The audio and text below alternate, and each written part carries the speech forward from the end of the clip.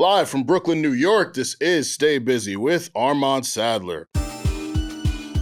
Well, you know that I'm the guy. I'm out here living life. I'm busy.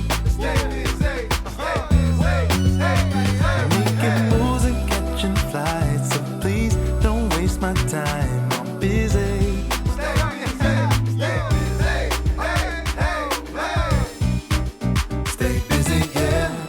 Ladies and gentlemen, welcome to another edition of Stay Busy with Armon Sadler, where we have responsible discussions on the entertainment business and the entertainment culture. I'm, of course, your host, head honcho, vegan chorizo poppy, founder of Bald Nigga Ballers, also known as the Bald Nigga Bombshell. Happy to be in the studio once again on a Sunday. Came in on a Sunday for y'all to Brooklyn because I care about y'all that much and because I have a very cool guest with me who we will get into in a little bit. But make sure you subscribe to the YouTube channel for all visual episodes, your favorite audio streaming platform. Leave a like, share, comment, all that good stuff because it means a lot to what we are doing here. And if you want some bonus, exclusive, unfiltered content, hit the podcast OnlyFans, patreon.com/StayBusyPod. Thank you to my last guest, Emily Fuentes from Billboard, for coming through, another Jersey legend. And I'm so happy that I have another Jersey legend in the building with me. This week's guest, another one of those internet friends that you've had for so many years that when you finally meet, there's no awkwardness or anything at all. I don't actually remember the first time she and I met because I was drunk, very drunk, at the Need to Know Mixer. We're at Need to Know Studios, by the way. Make sure you book here and say that I sent you so I get a discount. But when we did finally meet, it was great vibes. We've linked up a few times, and I learned that she knows Layla's lyrics better than Layla knows the lyrics to her songs herself. This is the host and creator of Let's Get Unserious podcast, DMX and Michael Jackson's biggest fan, and like I said before, another New Jersey legend who I was surprised to learn figuratively lives right next door to me in New Jersey. Honored to have with me the lovely Yassy. What's good, Yassy? Welcome. First of all, thank you for having me. Of course. You have to speak at my wedding. Okay. Whatever that you. is. I got you. That was good. Hey, I do what I can. I'm happy to be here, Armon. Yeah. Long time coming. Yeah. Long time coming. Truly. Yeah. Thank you for coming out on a Sunday to Brooklyn. Come on. You could be anywhere in the world right now. And I chose to be here because this is where it's at. There we go. That's what's up. It's funny too. Like I think I followed you. It had to be like 2018. Yeah. Because we're both mutual friends of Sule. Mm-hmm. Shout out to Sue doing his thing, signed to BSF, putting out his music. Jersey legend. Yeah, Jersey legend as well. And at the time, like you were working with Akademiks, right? Yes. Yeah. And then, like, I feel like you disappeared off my social media timeline for a while. You kind of went ghost. I did. I'm dramatic. And I love an entrance and an exit. That's fire, as you should. And then you pop back out. Yep. Now you got the podcast going. Yep. And yeah, so it's been cool to see the growth over the years. It's been cool to finally meet and hang out, attend shows and mixers and all that. And now we're finally here podding. So yeah. And we're both sober. Yeah, we are for now. But let's jump right into it. There's a lot of shit going on. The biggest thing is, seems like around May, these last 2 years, these rappers, they just have this desire to pop out and start rapping. Now, when we were talking off camera, you said you haven't actually listened to any of the tracks, right? I haven't heard any of the tracks of Joey versus the West. Right. But I love that it's getting competitive. Right. I love that there's a back and forth. Right. And I love that it's friendly. Mm-hmm. It's like friendly competition. Yeah. And I think that's needed. Mm-hmm. I think sometimes in hip hop and rap, we take things too far. Right. You know what I mean? Let's just get back to the basics. Everyone's going rap for rap. And I've been watching Gina Views, shout out to Gina Views, cover it. And yeah, I mean, I'm just excited. I'm excited that Joey's back rapping. Yeah. You know? Yeah. It's like, it's a mixed thing for me because I think it is cool that people who are fans of him are getting to hear from him a lot. He's dropped like 10 songs over the last 5 months, and I don't think he's dropped 10 songs over the last like 5 years. Literally. But it's like the excitement around beef and battling from the hip hop community and fandom. It's like, it's a little too much for me. Like just like a little much. Like I personally feel like a lot of these artists people don't care about that much. Yeah. But because they're battling one another, and then you add in the East versus West thing and all of that, like it's becoming this thing, and it's definitely a moment. It's a dope moment for Joey. It's been cool to see him essentially by himself take down the West Coast. Yeah. But people are like treating it like it's like, yo, like this is like one of the greatest hip hop moments like almost ever. And yo, if y'all don't like this, if y'all not paying attention to this, y'all don't like hip hop. I was like, yo, we don't gotta be all pretentious. We don't turn your nose up at people who don't care about this. Like, because again, let's be honest, it's Vaughn who's a new act. He finally dropped his first album this year. Shout out to him. Yeah, like I do think he's a talented artist, but like outside of if this wasn't happening, people wouldn't really be talking about him or care about him that much. Okay, now here. Let me pose this. Sure. If you're a new artist, right? And there is this opportunity to kind of just like jump in while you can, right? Because it's about like making the most of your opportunity. For sure. Why not? Yeah. You know? Yeah. I think that I definitely hear what you're saying though. Like it is kind of annoying when it's like people are kind of just bandwagoning and you feel like, come on, you wouldn't be worried about this guy if he wasn't doing this. Yeah. You know? But also, it's up to that guy now, like Vaughn, for example. Where do you go after this? Where's your trajectory? Yeah. You know what I mean? That's my biggest thing. Like some of my rap friends that I talked to when he first went at Joey in like January, they were like, you need to establish yourself as an artist first before you start to jump into beefs on behalf of your coast. That I agree. And it also speaks to a larger thing, which has kind of been bothering me over the last year, where it's been like Kendrick's victory and his victory lap. It's kind of been attributed to the entire West Coast, and it's like that's not what is happening. That's here. what I'm saying. That's not because who else is charting? Yeah, you know what I mean. You know, and so Rory said it on a recent episode of New Rory and Mal, and I loved it because I don't think anyone has really stepped out and said last year while Kendrick did wave the flag of the West Coast and defend his coast. I think it's a lot of people riding coattails. Oh, for sure. And acting like they got the victory too. It's like, nah, Kendrick did that. Yeah. Like even the people he put on his album, huge looks for them, salute to them. They were on a #1 album. They'll probably be Grammy nominated, sweep the Grammys again. But 100%. Like Kendrick did that. Like on his own. Y'all didn't do that. It's kind of like the person who is in your group for the group project and like brags about getting an A, but you know they ain't do shit. Literally me. Only shows up for the hey, me too. In college, I'm not gonna front. That was me sometimes too. So like, that was my whole steal. I get it. But it's annoying from the outside looking in, and obviously you and I being flag bearers for OVO too. 100%. It's like, yo, all these niggas trying to act like they're the ones who put out Not Like Us. They're the ones who put out Euphoria. They won the Grammys. They performed the Super Bowl. It's not all y'all. I feel so seen here. Yeah, like I feel so seen. It's been really annoying. Because you know what it is? I like this because this is what I like to call this is reasonable hate. Yeah. You know what I mean? I'm all for, supporting genuine and, things that make sense. Nobody else on the West really went at Drake. It was just Kendrick and Drake. Yeah, it was a lot of tweets. So this is not y'all. Yes, it was a lot of tweets. It was tweeting. It was tweets. Yeah. But y'all wasn't rapping. That's what I'm saying. All y'all stayed out because y'all knew. Y'all knew. But who knew Joey Badass was going to be the one to make everybody on the West rap? That's insane. It's insane. So yeah, I give him a lot of credit. I was never the biggest Joey fan. I respected him. I know a lot of people liked him. But listening to these songs, like he's really like he's been entertaining. His bars have been great. Production choices have been great.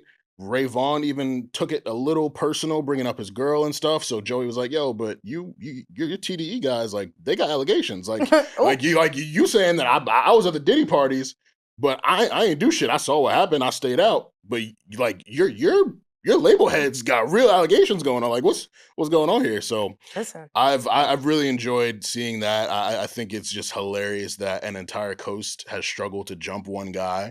You know what? Like, that's bad. They gonna get you. That's a really bad. They gonna get you. I mean, hey, it's people agreeing with me on the timeline. I tweeted it and people agreed. So I'm like, all right, I guess I'm not tripping. You're not. Nah. I don't think you're tripping. Yeah. I don't think you're tripping. And so I really loved his sentiment because this whole thing popped off because he said there was too much West Coast dick licking in January. And it's like, well, look, is he wrong? Hey. Is he wrong? The whole rap world surrendering to the West Coast has been like really nasty of me to see. It's like, hey, I'll take nothing away from Kendrick.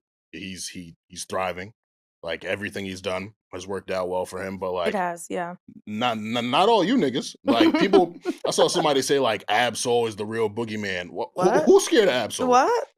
all due respect to him, his artistry, his lyricism, but like, who's scared of Absol? Niggas saying, yo, yeah, lucky J-Rock and Schoolboy Q not jumping in. Also great artists. Great artists. Why are we scared of them? Have we seen them battle before? Why are we tapping other people in? Yeah. Why can't we just deal with what's ahead? Yeah, and people what we got right now. People thirsty for Kendrick to jump in, and it's like, granted, Joey has taken down all your, all the niggas beneath you that have jumped in. So it's like, Joey might have earned his back and forth with Kendrick, but he might have. I would be actually excited to see that. It'd be interesting. That would be interesting. I truly don't think he'll ever battle again because he already took down the biggest artist in the game.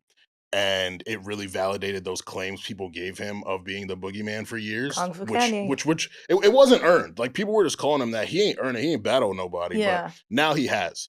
And just the ascension that he's taken, as a result of that, he doesn't need to battle again. Like, if I was him, I'm not battling. I would just be chilling. But it's also brought up a very a double standard in hip hop. Like, we spent so many years saying there's no rules in rap beef, but now it's, you got to be at a certain tier for someone to battle you, or this doesn't deserve a response if it's not, damaging enough content. Like, all this stuff. I was like, hold on, like the hip hop that I grew up on. If someone dissed you, you just diss them back. You just diss back. Like, that's it. If it's a competitive sport, if it's like that, if someone walks up to you and punches you, like, what you gonna do? You're just gonna stand there and be like, that punch wasn't hard enough. I'm not punching back. Like, no, you gonna fight. Like, so you got to. Yeah, y'all want to treat this like boxing and UFC and WWE and all that. Well, like, rap, but I don't think Kendrick will.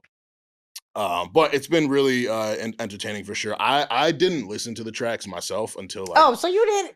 Oh no! You gotta let me finish. So I had one day last week where I was like, all right, as a hip hop journalist, as someone who loves hip hop, all that, let me finally listen. So this was like, it had to be like Wednesday night. I played all 21 songs, and then more stuff came out after, and I was like, yeah, Joey's winning. Shout out to Kai Cash, who put out a really great record. Yes. CJ Too Fly, I think his name is. He put out a good one. But yeah, like maybe it's my East Coast bias, which I'll own, but I've enjoyed what's come from New York more than what's come from the West Coast. So. Yeah, I feel like it's nice too, because I feel like East Coast was having like a really slow moment, like maybe the past like maybe 3 years. Yeah.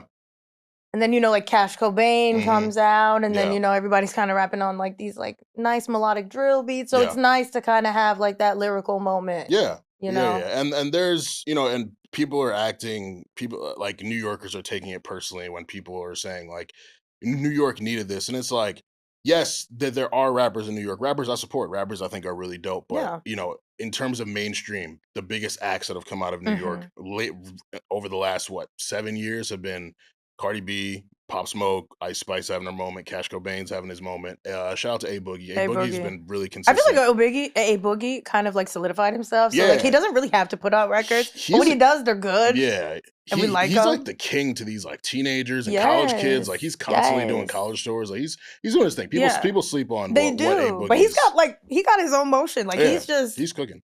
And he's consistent. He is very, very. But we haven't had that rapper, that traditional backpack, gritty type rapper. So maybe Joey's gonna have his moment now. Like, but I mean, he is having it. But and he said he's gonna drop an album later this summer. So I think we'll ride this wave of momentum. Like, you've shown that for all these people trying to surrender to the West Coast, like, hey, it's still niggas out here who can. I'm here for it, Joey. Yeah. So. Discourse has been annoying. Music has been fun. Right. But that's usually how it goes, right? Yeah.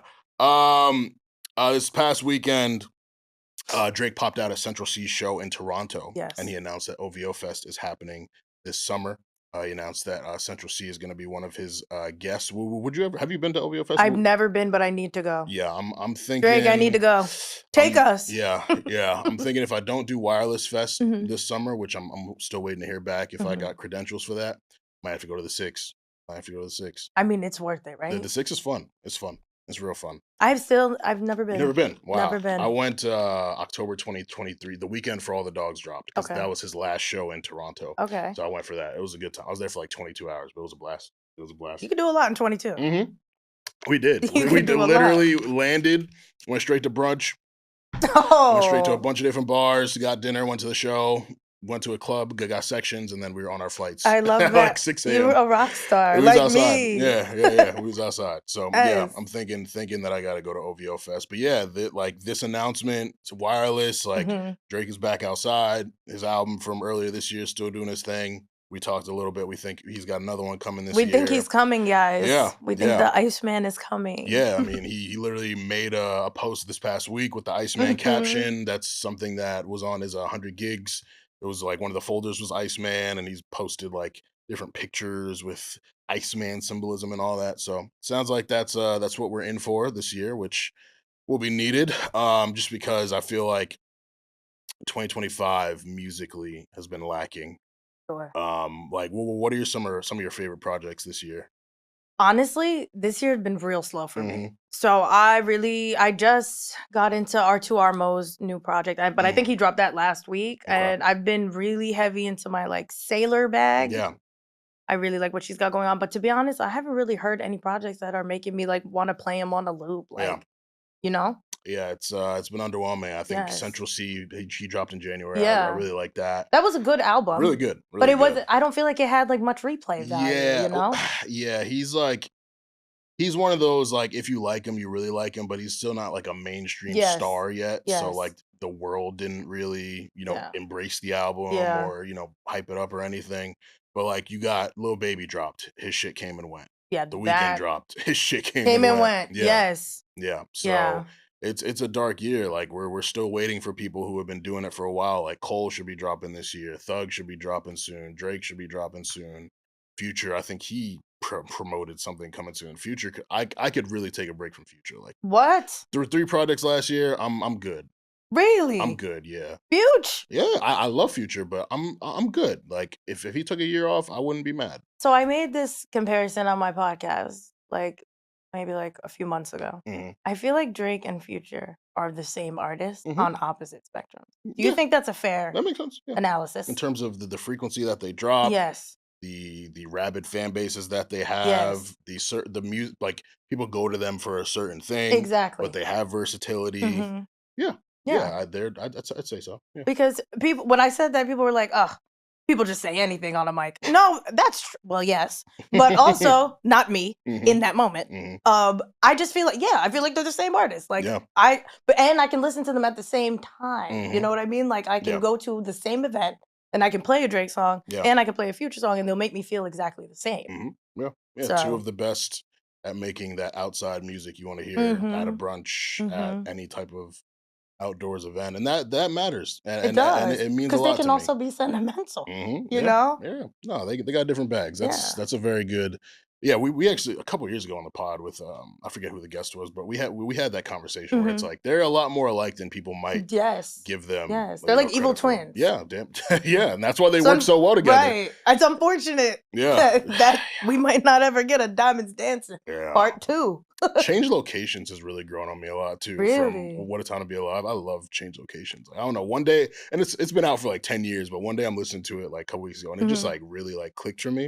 It's like this might be one of the best songs they ever made. That's how I feel about Live from the Gutter. That was my joint immediately. I like that one. That was my joint, like from the beginning. My bitches, with me. That's what I'm saying. I'm like, okay, like these two were in the pocket. Yeah, no, it's a really great project. It's funny, like the when they dropped when Drake and 21 dropped Her Loss, it Mhm. made people compare the two. Yeah. And the way I say it is like I think What a Time to Be Alive was a better collaborative album, For sure. but I think Her Loss has better individual songs. Like I don't think there's a song on What a Time to Be Alive that's better than Hours in Silence, Okay. or like even if you want to go Spin About You or like on Bullshit. You don't feel like, okay, Spin About You is, Special. Mhm. you think it's special? Yeah, I love Spin About You. You don't like it? Wow, that's a hot take. Yeah, That's a hot I take. don't Wow. know. That one, like I get why we Mhm. like it. I Mhm. understand fully. It's just like It it's like just Spin About You, Diamonds Dancing. Spin About You, Diamonds it's a Dancing. tough matchup. It's a tough matchup. Really? It's a tough matchup. Like it was cool. Like Yeah. I appreciated it. I'm like, you know what? Mhm. You can't get Future for this one, so you gotta call 21. Yeah. 21's available. Yeah, Future might have actually been pretty good. Thank you. That's what I think. I'm Mhm. like, I feel like Future kind of could have Yeah. taken this Yeah. and like shot it out of here. That's a good point. You know, good point. So yeah, still a ultimately, hit though. I think they had better chemistry Yes. on What a Time, but I think like and her loss is like mostly a Drake led thing too. So True. he ascended on the stuff he He had. did. But, He did. yeah, all that to say, looking forward to him dropping some more because none of you other niggas want to drop music. No one wants to be a star. Just like, our goat. That's another thing that's frustrated me the most about this last year is like, I feel like Drake being taken down opened things up for new niggas to rise up It and did. establish themselves. And Jim Jones is dropping more than these new bro, niggas. like He's outside. what's going on? What's like shout out to like, Cash Cobain really, had a moment last He year. did. Who else? Glorilla obviously had a really great year, and her stuff was happening before the I beef- know it the was beef bad took off. timing for her. Yeah. But I feel like rap is. We've been waiting to see who the next guy is gonna be for a while. And, Yeah. I mean, Playboy Cardi had a pretty big year too. We didn't mention. I feel like earlier. he's always having a year though. Yeah, Like he's like yeah. Cardi's like an anomaly to me. Yeah. I'm like he's gonna randomly drop. It's gonna go super crazy. He's gonna Mhm. disappear for 6 months, do it Yeah. again, and I don't know. Yeah, but I don't know. I need more of y'all like to be hungry to want to be. I feel like a lot of they just want to be cool, make money, and I get that. There's a lot of money to be made, but And in this economy, yeah, especially we need it. Yeah, but I don't know. I just need people to step up. I just want 'cause better music. That though. too. You know, that's That really too. my. I don't even care anymore. It's Mhm. to the point where I am so because it just feels like it's just publicity stunt after publicity stunt, right? But it's Yeah. like, and yeah, we're dropping music, but it's like, can we just have quality? Yeah. I feel like someone who's really consistent in like when they drop is like Don Toliver. Like Yeah. I love Don Toliver projects. Mhm. I love when he drops. He does a great rollout. Yeah. That's consistency, it's like just the quality of music I just feel like should be better. I love the TikTok.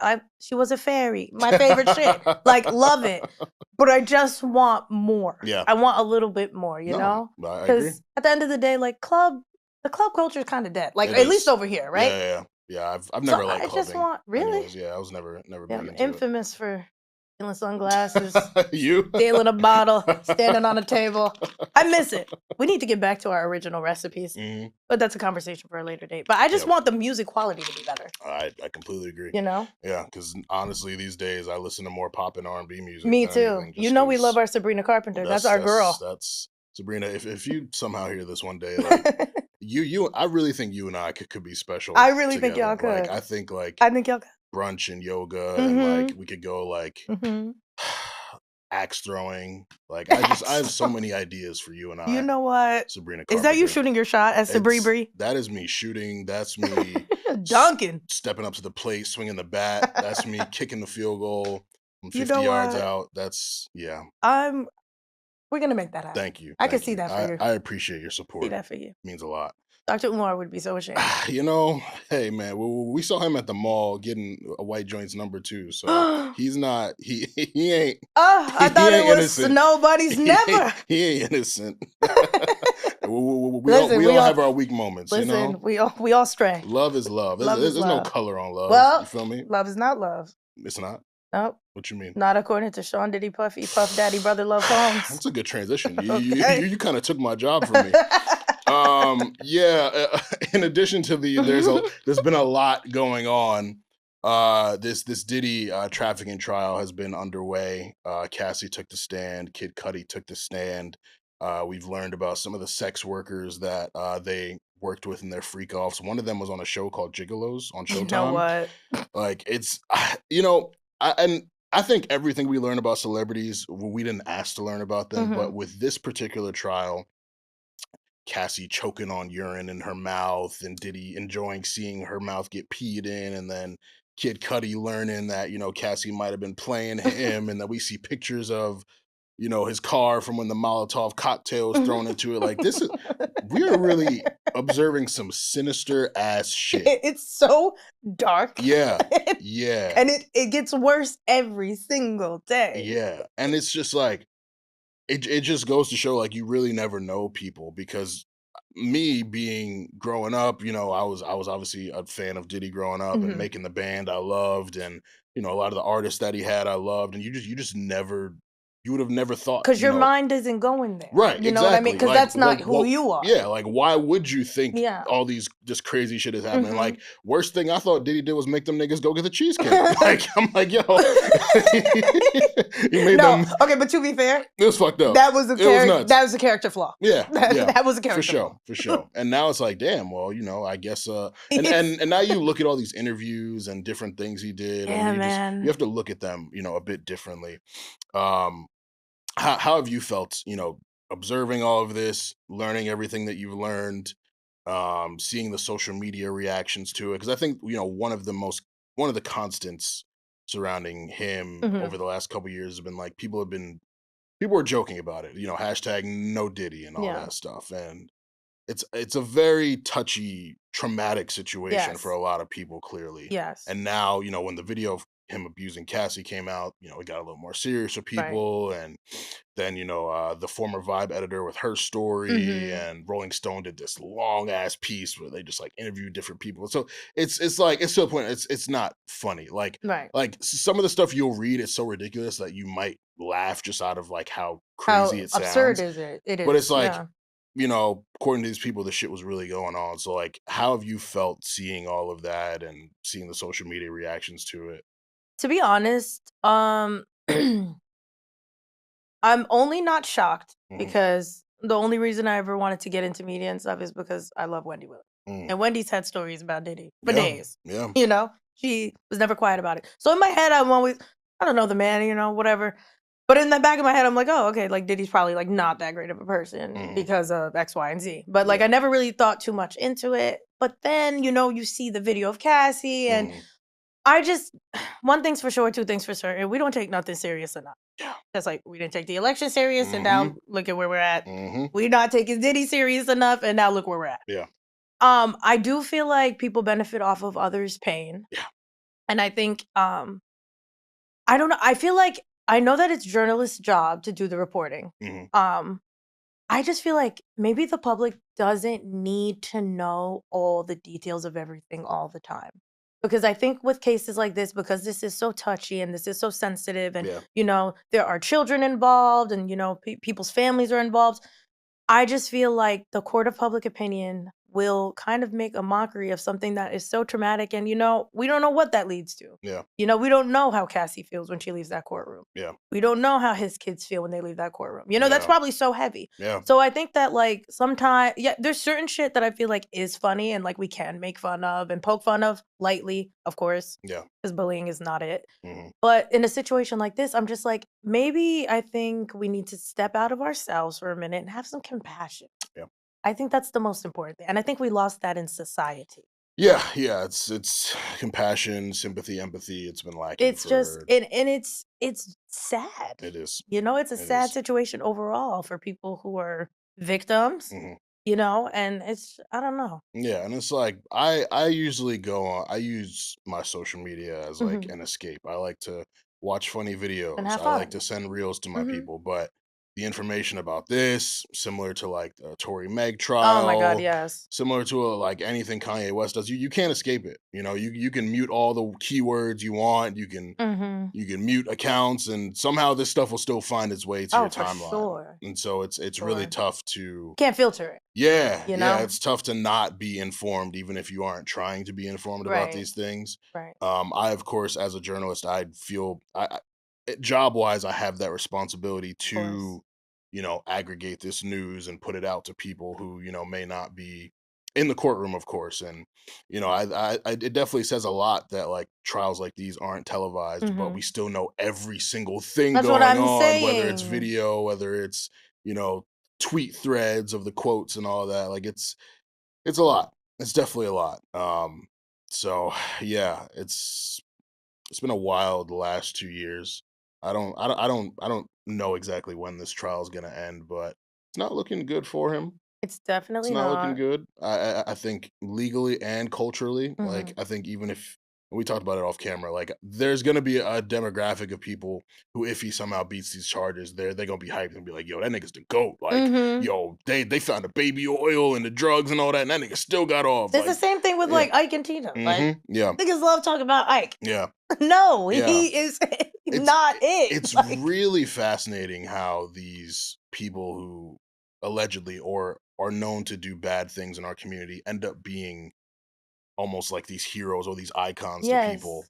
Yeah. Martyrs even. Mm-hmm. Like I remember when there have been so many conspiracy theories like, oh, this stuff is happening to Diddy because he was suing his alcohol company. Mm-hmm. I'm just like, I'm sure that makes sense in your mind and makes you feel better about the fact that, you know, This might be true. yeah, like this legend is a victim Yeah. now, but Mm-hmm. I don't know.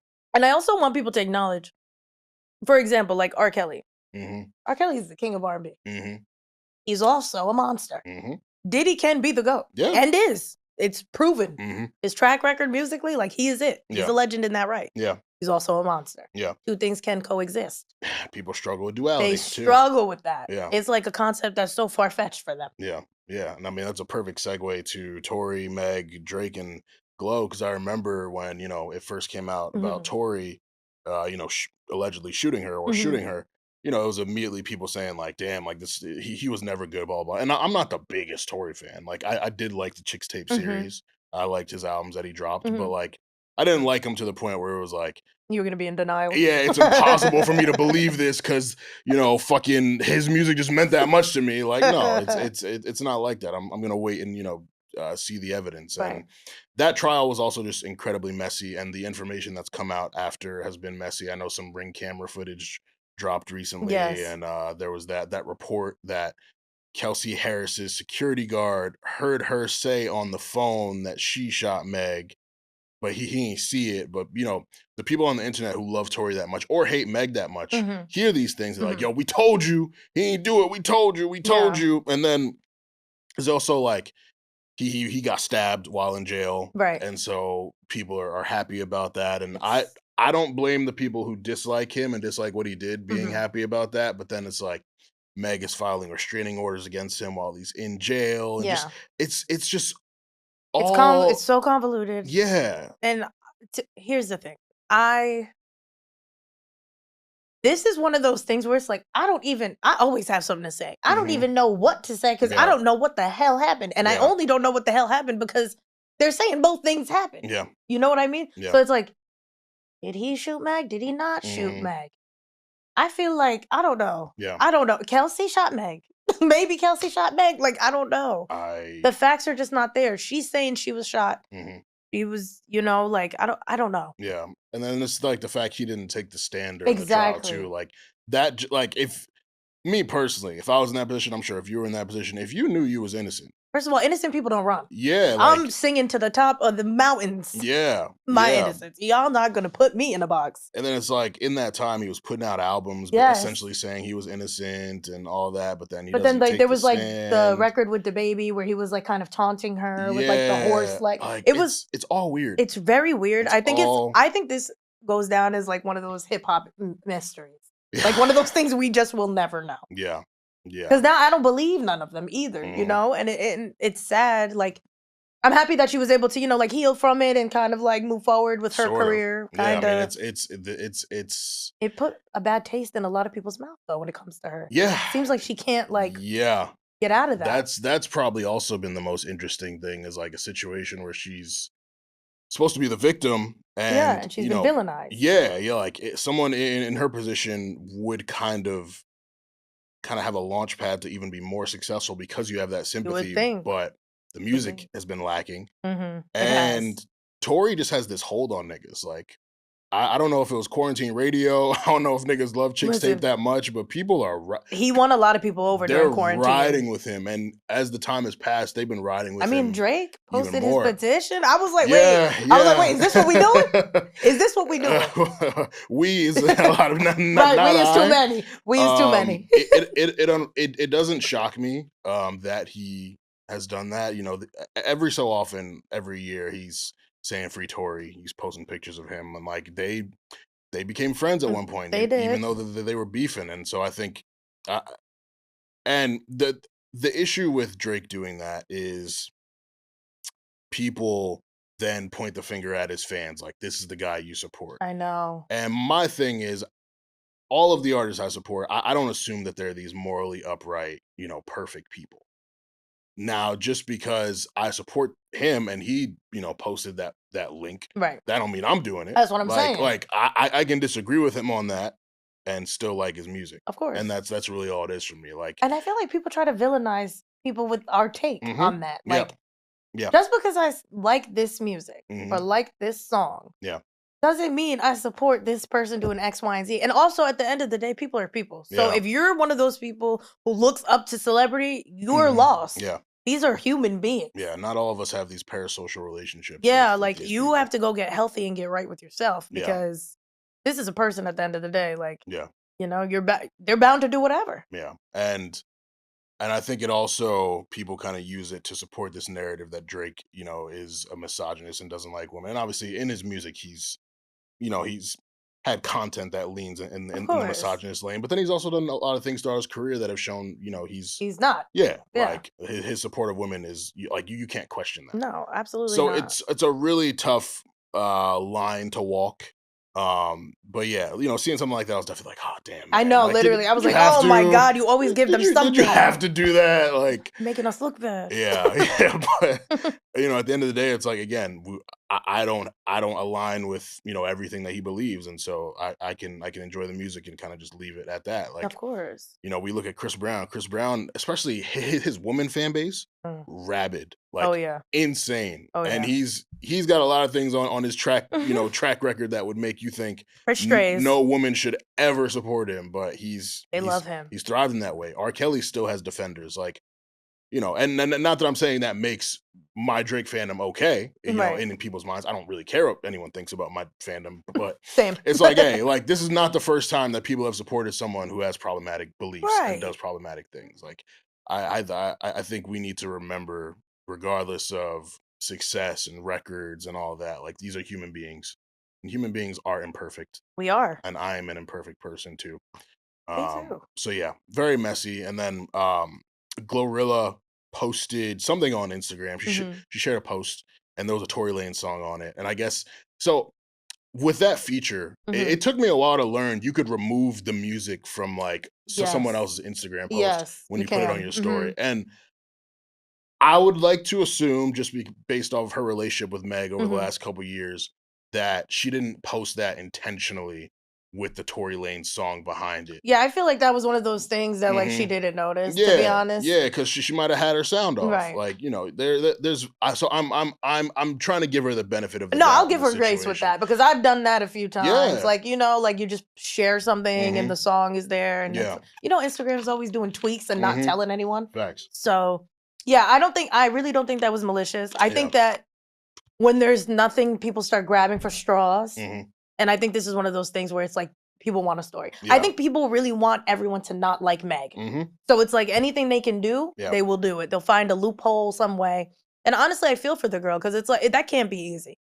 It's tough because there are people within the industry who have said she's done messed up things to people, and obviously she's been known to have alcohol issues and all that. So again, we don't know. All it is a lot of hearsay. Yes, of course. I don't really stand on either side when it comes to Meg the person, because I don't know Meg the person. Right. I know musically I haven't really been impressed by her in some time, and I do think that in this music space, when you're making better music, people make more. People will forget, and they'll give you more grace. Exactly, and for her, that really just hasn't been a thing. It looked like her tour went pretty well. People seem to like that, so she's in an interesting spot. I mean, I think she's more like, people really support her more, the brand, the personality, the look, all that, than the actual music at this point. Yeah. But yeah, it's tough on all sides. It is. That's why it's one of those things where it's like when it's brought up socially, I'm like, I'm Megan Toried out. And people love bringing this stuff up. Yo, they love bringing it up. Especially when like you're a podcaster or a journalist and like. How do you feel? What do you think? Annoyed. Who did it? Oh my God. I'm like, I'm irritated actually. Bro. I'm outside just trying to enjoy this music. Right.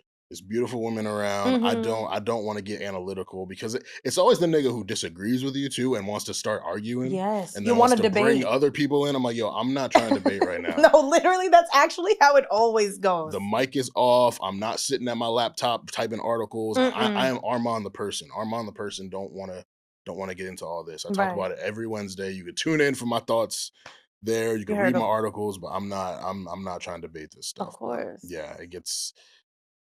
It's a lot. So It's heavy. I'm just hoping that we get good music this summer to kind of Me too. provide a distraction. Not that I necessarily don't care about these things, but it's just No, every day it's it's something every new. day, It's very and overwhelming. we're being force fed. Yeah. Because it's like you were saying earlier, we can filter whatever word we want to. We're gonna see it. Yeah. Or we're gonna see someone's thoughts on it. Yep.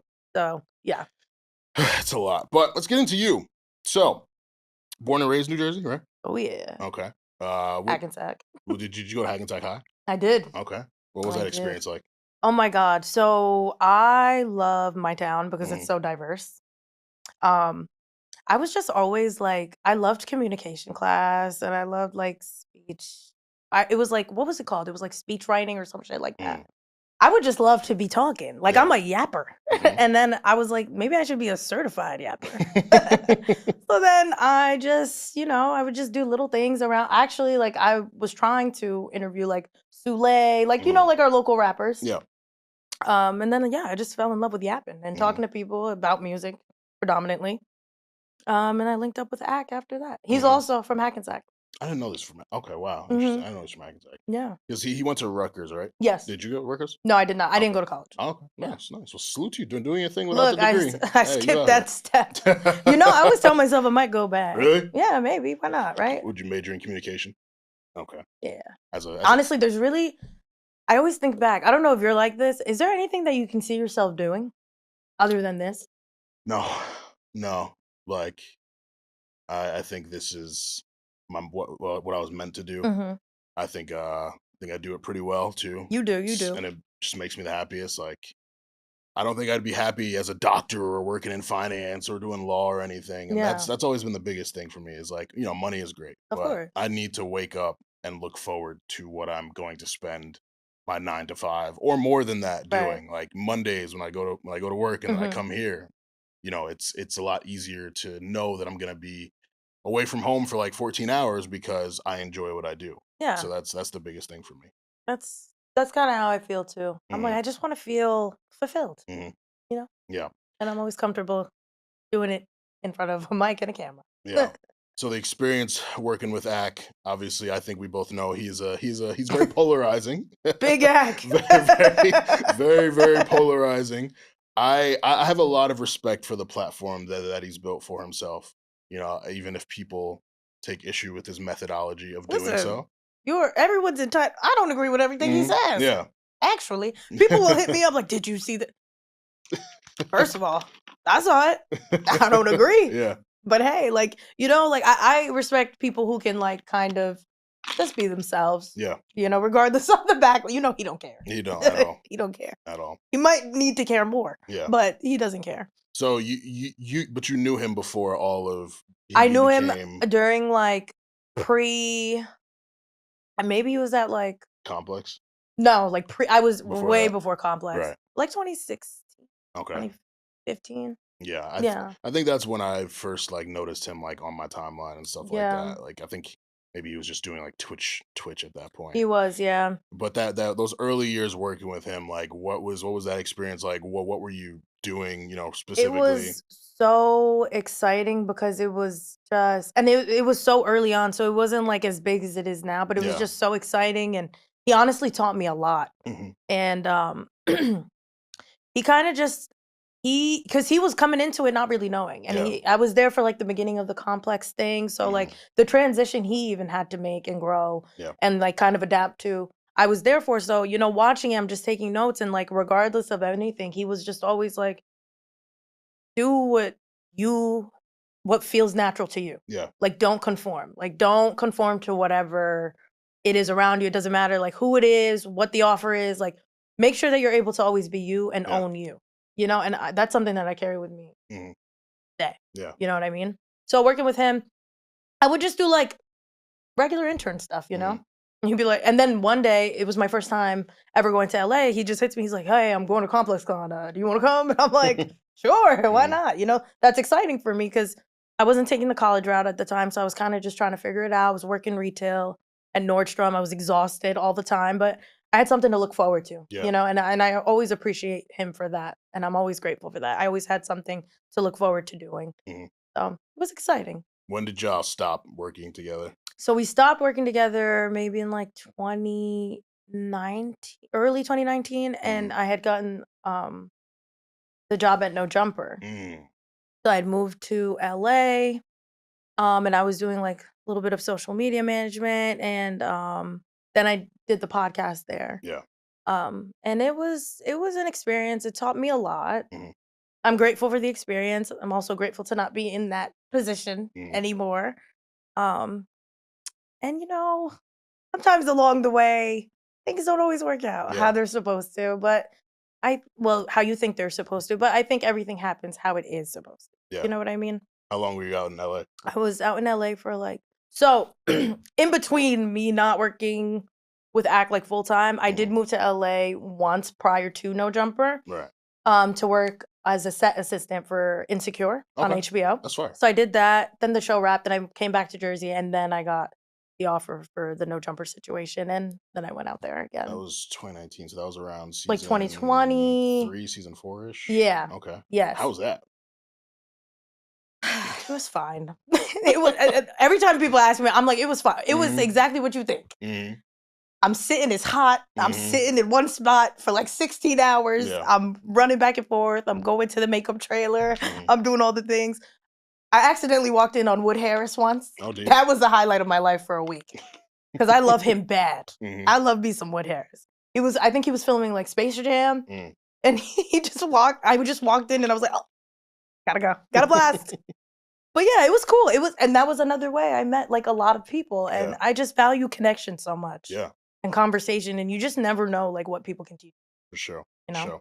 For sure. Moving to LA is something I've been, plotting on for the last few years, and it seems more real, now than it did a couple years ago. I think I'm still like a year or two away from it. But like, what's your biggest piece of advice for someone who's looking to move across the coast and continue things, or start things for themselves out there? I think my biggest advice to anybody moving to the West Coast is read up on your lingo and make sure your hats are in order. And make sure you wear your civilian card. Yeah. No, honestly, I just think that if you're focused and you find like a good group of people, and I think this applies to anywhere. I see a lot of people online that are like, oh, I hate living in LA. I hate living in LA. Personally, LA is not for me. Yeah. But I just think that if you surround yourself with solid people, you have a goal and you don't get distracted, and it's very easy to do so, you're going to be fine. Yeah. And I think come on, you're a grown-ass man. Yeah. Yeah. You got this. No, I've got a lot of people out there. I've gone twice this year. Yeah. And I feel like I belong when I go. Like it really feels good. You should definitely be there then. Yeah. I feel that way. Yeah. I feel that way about the tri-state. It's mixy out there though. Like anytime I go, I'm getting just overwhelmed with this event. Yeah, and then you end up at somebody's mansion at 4 a.m. and you're like, wait, but yeah. So that's, and I'm turning 30 this year, so it's like I'm slowing down a little bit. Like I'm not as outside as people might think I am. I'm not as outside as I used to be, for sure. I still have my fun. No, I feel you. Listen, I'm not a spring chicken anymore. I'm a hen, man. I'm exhausted. Being inside, chilling it's underrated. I really enjoy it. Yesterday, I stayed in the crib all day, watched a bunch of sports, played my PS5. Oh, I love that. Drank some White Claws. Like that's my life. We love a wholesome vibe. Feel me? Just staying inside is dope. See, my problem is I like to fuck around and find out. But I'm more open to the idea of I was telling you, this weekend's been very slow for me. Yeah. I haven't stepped outside once. There you go. Haven't drank any Dawn. I'm chilling. There we go. Yeah. So coming back to Jersey, like, were there any like negative feelings about that? Like, was it like, damn, like I want to? Because I feel like a lot of people view, moving to LA as like, yo, like I made it, or I'm close to making it, and then, there are a lot of people who end up having to move back home, and like, I'm sure from their perspectives, it's like, damn, like I gotta tell people like shit didn't work out, or they probably just think too much about what other people think. So like for you doing that and then coming back, like, well, what was that experience like for you? I was dealing with a lot of stuff internally while I was there. Yeah. I felt like the only option I had was to come back, and to be quite honest, I wasn't mad about it at all. So I'm one of those people. It's like if I'm doing something, I genuinely want to do this. Yeah. You know what I mean? because I have the option to like thug it out, Yeah. but it wasn't good for my mental health. And I didn't. This is back when I'm like, this is early 20s, so I'm like not taking it as serious. But then I'm starting to feel weird, like I can't even function normally. I'm in my head. I'm having episodes. I'm not being the best friend. I'm not being the best like daughter. Like, granted, my family was over here, but I'm not being the best daughter. I'm not showing up like for myself. I was like, I gotta get the fuck out of here. Yeah. I gotta change some shit up. Maybe I need to go be around some love, like, That's and real. I haven't looked back since. Yeah. So for me, I think that if people are in a situation where they need to, maybe you take a step forward and you have to take a step back, I think there's a reason for that. And I don't think anyone should feel ashamed and you don't have to explain yourself to nobody. I moved back because I wanted to. You didn't pay for the flight. Why does it matter to you? So why the fuck you clogging me and where I be? That's real. You know what I mean? Like, you didn't pay for the flight back. I don't know why you're so concerned. That's real as fuck. Yeah. But do what's best for you always. Yeah. No, that's a really good lesson for people, I think. I think a lot of people subject themselves to situations that aren't good for them because of what they think they can get out of it or externally how it looks. And like I told you before, the biggest thing for me has always been my happiness, my feeling fulfilled, my feeling like I'm living out my purpose. So I've walked away from a lot of things that, probably could have been good for me over time, but I just wasn't happy doing them. And I encourage everyone to, have those real conversations with yourself where it's like, yo, as great as this could be, it's not serving me. Yeah. It's not I don't feel, I don't feel like it's sufficient. So that's great. Yeah, self-awareness is key. A lot of people don't have it, but if you tap in a little bit and pay attention to the little things, you can get there. Yeah. And I think that living in LA and, dealing, with what I was dealing with and then working at No Jumper, I think it all opened me up to like just a different part of myself. I know what I like, what I don't like, what I want, what I don't want in certain situations. And it worked out for me, you know? So what are you doing now? Like, obviously you've got Let's Get Unserious, which you started like a year and a half ago? Yeah. A year and a half ago? Yeah. What else is Yassy up to these days? Oh my God, I'm trying to get in my little acting bag. Really? Oh yeah. Okay. I'm trying to get in my little acting bag. Okay. It's something that I've always like wanted to do. So I'm like now taking the steps to do it. Yeah. But yeah, I'm just focused on get Unserious, and I'm just just trying to lock in. I'm really happy that it's independent, like it's my thing. Yeah. So I can control it and narrative and what I want it to be about, the things that I actually want to talk about, and that's why we're for the girls, the gays, and the guys that get it. And we discuss topics that I deem serious to me. Yeah. So how much easier was it starting that, given the experience that you had working with No Jumper and then working with Akademiks? Like, do you feel like that helped in For sure, it definitely helped me. Just like, and I honestly, the only thing I regret is that I wish I would have did it sooner. I just didn't know that I didn't know I was in the headspace to do so. Right. I feel like I'm good and ready now. But yeah, it was super easy. The transit, I'm like, I'm just chilling. I'm like, we're just chatting, we're yapping. It was super easy for me, and it honestly opened me back up to it because I was very closed off for like 2 years. I went like ghost. Yeah. But yeah, I was like, I love doing this. I should never stop this ever again. And it's people, they're always like, oh, there's no money in podcasting, this and that. It's like, well, I'm actually just happy doing this. I don't necessarily think about monetary gain or views. I'm like genuinely happy to do this. Yeah. Yeah, it puts a lot of added stress on it when you are thinking about all of those things. And I mean, I'm speaking as someone who does think about those things. I'm checking the numbers. I'm trying to secure, deals and all that shit. I'm not there yet because the numbers ain't there. Right. Yeah. Yeah. But sometimes it's good to just have a passion thing that you do just because you enjoy it. It's very underrated. Like, I think our culture, our generation has really thought, yo, we got to turn everything into content. We got to turn everything into money. And, I get it. I think it's dope that there are so many avenues for people to make bread. Like, you can be a rich TikTok food taster like Keith Lee or the other nigga. Like, you can there's so many different things. There's so many things you can do. Turn into content. Like, it's very cool. But at the same time, it's overwhelming. And it's a lot of different people doing it. So you got to compete for their attention. And also you got to like just the concept of like recording everything I do in my life or like setting time aside to like sit and record myself talking about something. It's stressful for me. It is. Like it is. months ago, I made my first like come with me to SmackDown reel. And did that almost take you out? It took me like 2 hours to edit it. I had to do the voiceover. And then like my friend who does it every day, she's like, oh, you could have done this better, done it better. I was like, yo, honestly, I just wanted to get it out at that point. Like it was too much. So the people who do it every day, I know some of them have teams and there's different editing software. And now you got AI, which is helping. But I'm just like, yo, salute to the people who can do that on a daily basis. Every day, right? It's not my ministry. And I have so many friends who tell me, yo, like, your perspectives, all that. It's too good for you to not be putting it out constantly. I'm like, all right, bro, but you gotta understand, I work a 9 to 5. I'm in an online football league. You got shit going on. I do a lot of stuff. You got shit going on. Like, I really like to have my space from being opinionated, like being, you know, a podcaster, creator type person. Like, you know, it's something that I can turn on when I'm, you know, sitting in front of a mic. Right. But I like to just also be myself and get away from all this shit. Like just sit and like watch stupid videos on YouTube for hours. You just want to chill. Yeah. Listen, there's levels and layers to being a person. So I just feel like, you know, sometimes you're Armon Sadler and sometimes you're just chilling in your Armon. Yeah. You know?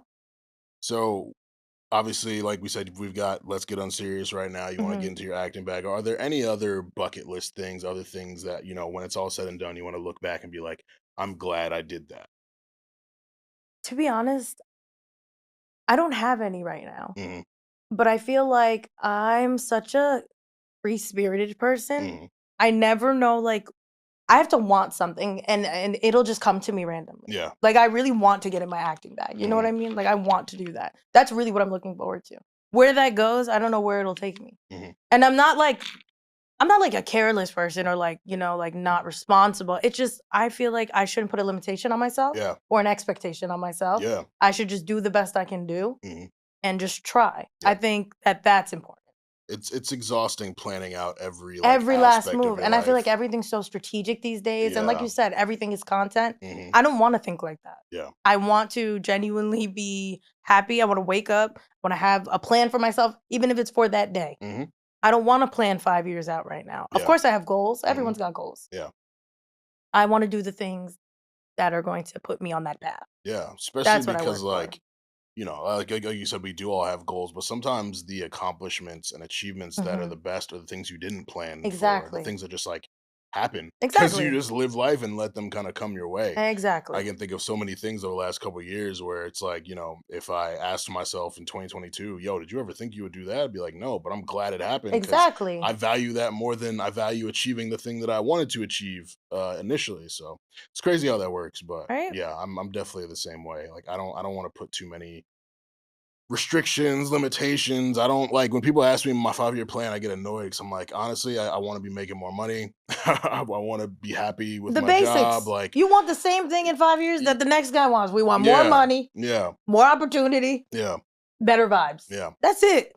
You know? That's it. A difficult question for you. Oof.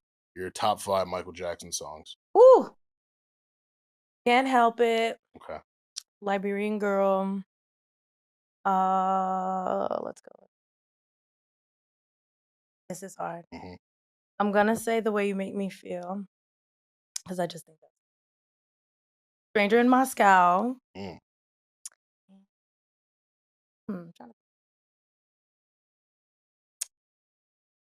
know what? I'm not. I'm just gonna go. No, I don't even think this one isn't Mike. I think this is Paul.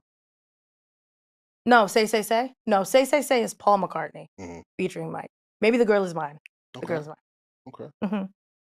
I have a special connection to him. He passed away on my birthday in 2008. So every time I'm celebrating a new year, I'm like, damn. Like I vividly remember when I was driving home and I heard on the radio them say, "Yo, Michael Jackson died." Like it fucked up my whole day. It was like, it's been fucking up my life. Yeah, it's been fucking up my life. He's the man. He's the man. Listen. It's like every so often when I get into those moods where I want to just listen to Michael Jackson, like I put on Butterflies or I put on Butterflies is amazing. You Rock My World. I'm just like, yo, there's only few people who can make music like this. And honestly, he's one of one. He's literally like, one of one. That level though of just vocal ability and the obviously the production, shout out to Quincy Jones and the great work he did. Of course. Like, Mike is just special. He's different. Special. I be telling y'all. Listen, y'all played with my goat while he was here. I won't let his name die. I will not. Good. Well, we need that. He's his biopic is coming out. I can't wait. I can't wait. Yeah, I'm sorry. Allegedly, it's gonna be broken up into 2 parts. Okay. They better get it right. Yeah. No, I'm tapped in. Because I'll write letters. I will be critiquing it. Yes. I will be watching with a critical eye. You had another hot take on your pod, which I think a lot of people would agree with. Alicia Keys not being the best vocalist. She can't sing, but making great music. Makes great music. I agree. I feel the same way about Aaliyah. God rest her soul. She was a studio artist. I don't think she was like the greatest vocally. I don't know if I've ever seen any videos of her like performing live or anything. I'll have to. Yeah. I'll have to see. I don't know if I have. But she's a legend. Yeah, absolutely. And she makes great music. For sure. And I think that's a very real thing, especially nowadays. A lot of studio artists. Yeah. A lot of them. And then you see them live and it's like. Yeah. And there's nothing wrong with that. They got in their bag. They did what they needed to do. But yeah, Alicia Keys. I don't want to see Alicia Keys live in 2025. All horse. Yeah, I don't think I have ever seen her live. And then think of the Super Bowl when she tried to hit that note. Yeah, thank you. Yeah. Thank you. Yeah. Yeah, like I didn't make that up. That was reasonable hate. Reasonable hate. That's probably the title of this episode. I love that. I love that. Do you have any other artists who like highly respected, make really great music, but you don't think are actually as talented as maybe their music? I low-key don't even want to say this one. This is gonna I don't want to even say this one. I will say, I can't say this one. Okay. Yeah, no, it'll end me. Okay. They'll kill me. Okay. You should say it. I'm terrified. Say it. I don't. Listen, y'all. You ain't scared nobody. You're right. The big Yassy. You ain't big. Scared. I'm 5 feet. The biggest. The smallest. Nah. Okay. I'm not gonna do. I can't do this. I respect it because the internet is vicious. It's brutal, bro. I've already been on the bad side. Yeah. I'm working my way back up. Yeah. No, I feel that. What for you in New Jersey? Like, are you a Hoboken girly? Are you a Jersey City girly? City. I love going on Jersey. What? I go on benders in Jersey City. Yeah, it's fun out there. It's like bar to bar to bar to bar. There's this one spot. I think it's called. I forget what the bar's name is, but they were ranked the best espresso martini like 2 years in a row. Are you an espresso martini? I love espresso martinis. Oh, really? That's my bag. Yeah. Oh, I don't like them. You don't like them? Mm-mm. Do you like coffee in general? I like coffee. Okay, but not espresso sometimes. martinis. You don't like the combination of. I don't think I've just had. I honestly think I just haven't had a good one. So you got to put me on. Okay. Gotta put me on. All right. Yeah. I got some spots. Because I'm a liquor connoisseur. Yeah, I'm shit. I mean, you got to be in Jersey. You know? I don't know. It's. We just have a certain identity to us. We do. As like partiers, like drinkers. Like I really miss that Englewood, Hackensack, T-Net kickback era. The house parties people would throw. Like and obviously, we grow, we all go our different ways. People get married, have kids, move away. But I don't know that unity and obviously there was like rivalries within the towns too, like football and sports, and then the gangs people were in. But please, no, because really, it was like we are a suburban dude. The most annoying part about Englewood, and all due respect to my friends who engaged or still engage in that, but it's like, we're in Bergen County, one of the wealthiest counties in the country, and y'all acting like you came from the trenches, like listen, all this shit. When I say it, I'm a hater. Yeah. But now that I'm saying it here, I'm a reasonable hater. I mean, listen, y'all. We're in alignment. We are. Come on, Bergen County. Bergen County. Like I know your parents. You're a good boy. Like you're a really good kid. boy. You had both parents. You came from a good home. Like you was going to community every Sunday for church. Like I don't. Come on, man, get out of here.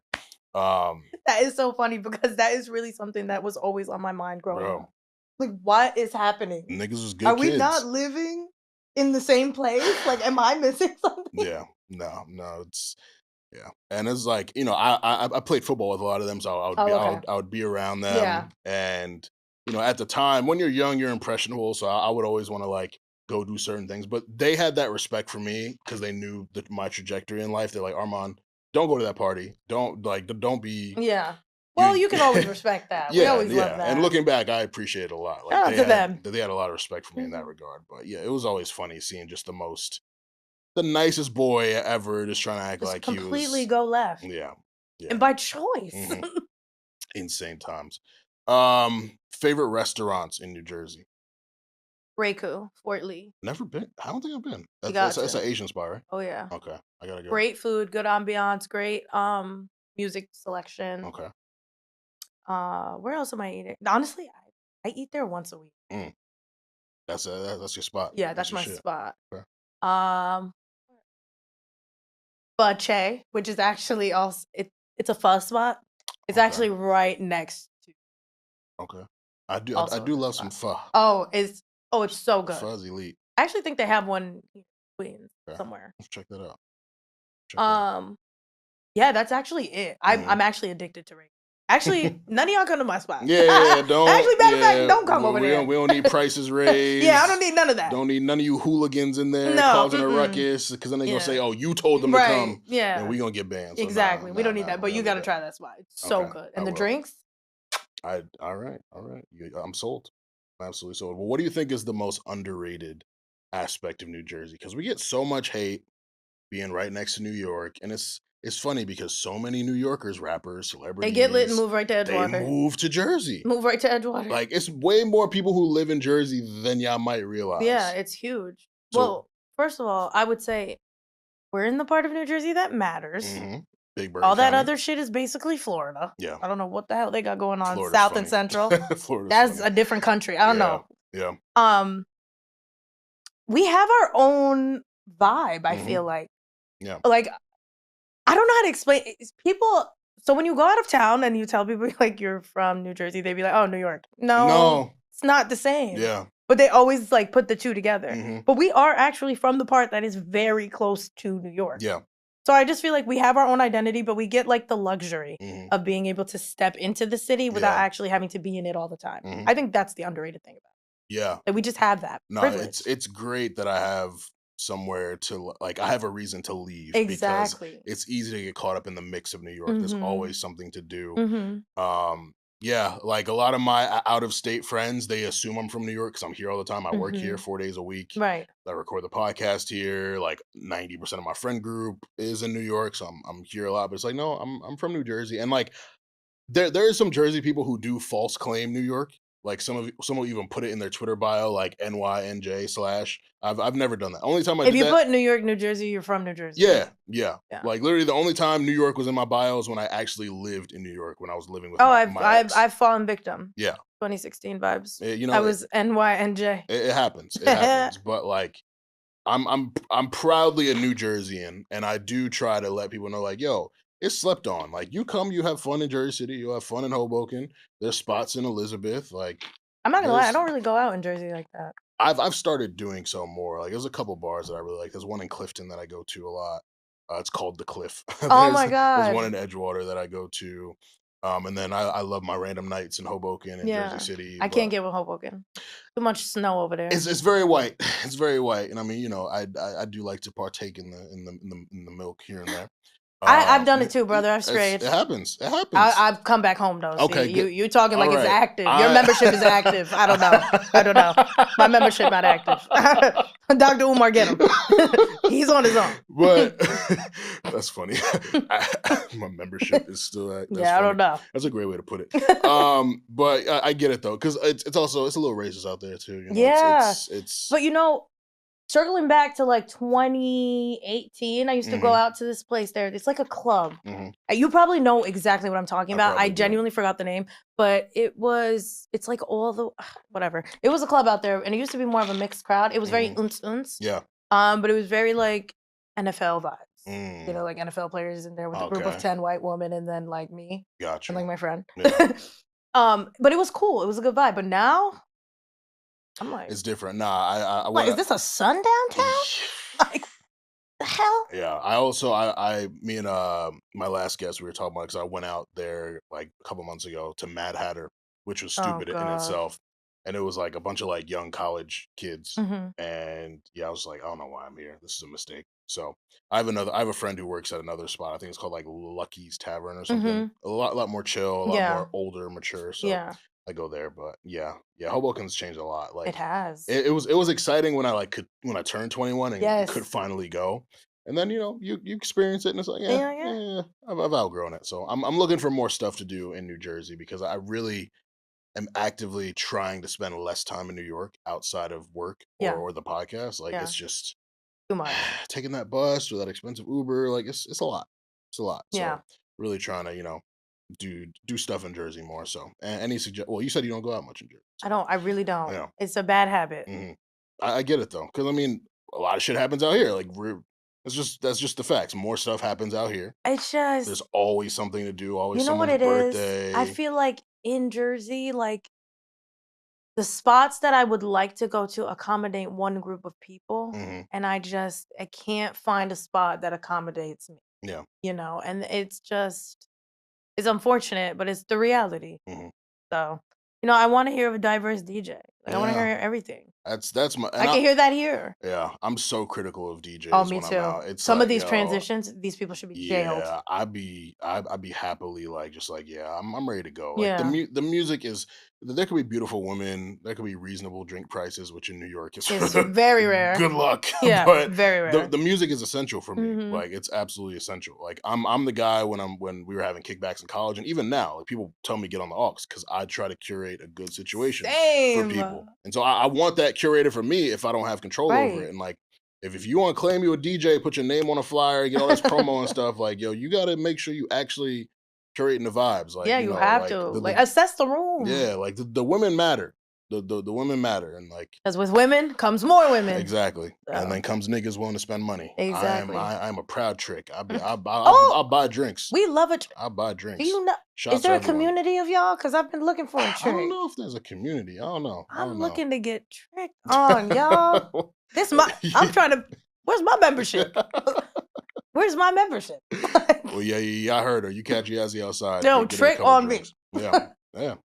It's nice to be tricked on. It is, I'm sure.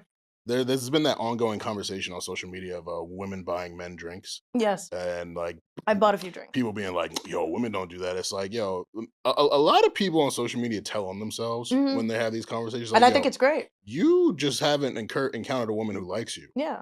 Because a woman who like you gonna buy you drinks. Like it's not gonna let you drive a car. It's really not a thing. Like I genuinely wonder if these social media people go outside and No, I think it's all a facade. I just think it's for discourse, honestly. I think people just want to have something to say. They're probably like, I don't know, probably don't have like a great social circle in person. Yeah. So they're probably like, oh, I can talk to my internet community. Yeah. No, it's annoying discourse because like I'll never act like my friend groups are perfect, but like when I see what some people say that they deal with, I'm like, yo, I'm blessed. You're disgusted. I'm blessed. You're disgusted. Yeah, it's like, yo, what? Like, like people come and you say BYOB and they don't bring nothing. Like what? Like shit like Never that. understood that. It's just like because why did you come? Yeah, it's not even a thought for me. It's like, okay, if I'm going to someoone's crib, especially if it's like a housewarming or a birthday, bring something. That's just. I feel like those are things you're taught, like how you're raised. Yeah. Like some people just don't have it. Bring something or send some money. Yeah, like, that's it. That's a simple. Yeah, man. I agree. Wild times we're living in. To close, if you had to describe yourself in 3 words, what would you use? Super thick, super fly, super funny. That's 6, but okay. We'll take the super off. Thick, fly, funny. Thick, fly, funny. That's funny as hell. That's funny as hell. Incredible. Incredible.